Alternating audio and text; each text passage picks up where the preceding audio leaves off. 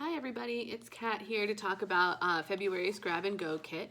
So this kit is really open-ended. You can basically do whatever you want with it, but I'm going to tell you my Valentine's Day themed idea, which is to make a clay Valentine. So you'll get air dry clay in your kit, and you'll also get a popsicle stick, which I had kind of used as kind of like a clay knife. It worked fine. And then a toothpick if you want to draw in any designs onto your clay. So the first thing to do is to warm up the clay with your hands because it's kind of cold. And then once it's warm, then you would get some kind of cylinder. So I have this thing that happened to come in my kids' Play-Doh kit, but you could also use like a drinking glass, or you could really use like any kind of cylinder, like an old pasta jar or something. Just make sure that whatever you use, it's not something that is like special to your parents in the kitchen, or, just make sure also that you wash it off quickly afterward, because if the air dry clay like hardens onto it, then it's hard to get it off. Okay, so then you use that to like flatten out your clay into a sheet. So I kind of flatten mine out like this.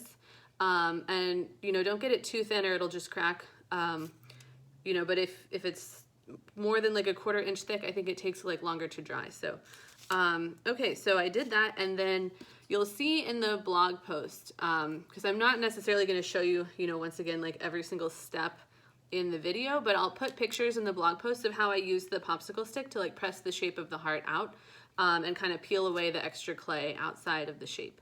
And then once I had my heart shape, here, you can kind of smooth out the edges with water. Just add a little bit of water, not too much, because once you add too much, it's kind of hard to go back from that.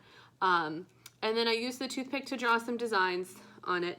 But you could also, write a message on the back if you want it to be really gooey and sweet and like give your mom or whoever a Valentine. And then I also made this alternative heart with my son, which you can kind of tell that I worked on it with a 5-year-old, but we just made like those little snakes of clay, and then we sort of coiled them together to make a heart. Okay, so after you're done making whatever it is that you want to make, you let it dry for 72 hours, so that's like 3 days. And then once it's dry, if you want to, you can color on it. So I tried 2 different things to color on this extra piece of dry clay. So I used like my Crayola, regular markers like these. That worked fine. And then for the blue, this is some watercolor paint that actually worked pretty well. So if you want to color your clay, you can do that once it's dry. And I think that's kind of all I wanted to cover. If you have questions about like the air dry clay and how it works, what you can do with it, the kind that we're using is the Crayola air dry clay. So I'm going to link to their website in the blog post. So if you want to like read more about it, you can definitely do that.